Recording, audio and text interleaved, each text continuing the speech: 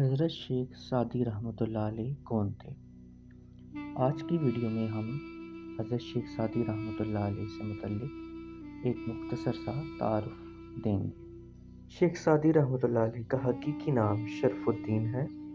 آپ رحمۃ اللہ علیہ کے والد شیخ مصلح الدین رحمۃ اللہ علیہ تھے۔ شیخ سعدی رحمۃ اللہ علیہ 589 ہجری کو شیراز میں پیدا ہوئے اور اپنے حقیقی نام کی بجائے تخلص سعدی کے نام سے مشہور ہوئے۔ شیخ سعدی رحمۃ اللہ علیہ نے ابتدائی تعلیم شیراز میں حاصل کی اور مزید تعلیم کے لیے بغداد چلے گئے۔ بغداد میں اس وقت شیخ الشیوخ حضرت شیخ شہاب الدین سہروردی رحمۃ اللہ علیہ کا شورا تھا۔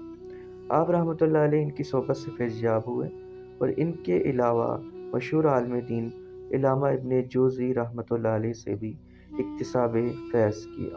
آپ رحمۃ اللہ علیہ نے حضرت شیخ عبدالقادر گیلانی رحمۃ اللہ علیہ کے دست حق پر بیعت کی اور پہلا حج بھی انہی کے ہمراہ کیا۔ شیخ سعدی رحمۃ اللہ علیہ نے 14 حج باپیادہ کیے۔ اس کے علاوہ کئی ممالک کا سفر کیا اور آپ رحمۃ اللہ علیہ نے بغداد کا عروج و زوال بھی دیکھا۔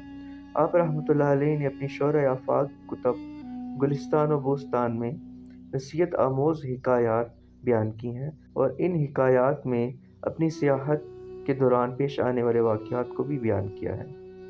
آپ رحمۃ اللہ علیہ نے اپنی زندگی کے 30 برس سیاحت میں بسر کیے۔ شیخ سعدی رحمۃ اللہ علیہ نے قرآن مجید کا فارسی زبان میں ترجمہ بھی کیا۔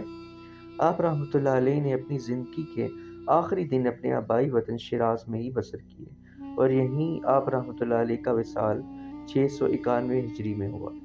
آپ رحمۃ اللہ علیہ کو شیراز کے نزدیک ایک پہاڑی مقام میں مدفون کیا گیا، جہاں آج آپ رحمۃ اللہ علیہ کا مزار پاک مرجع گاہ خلائق ہے۔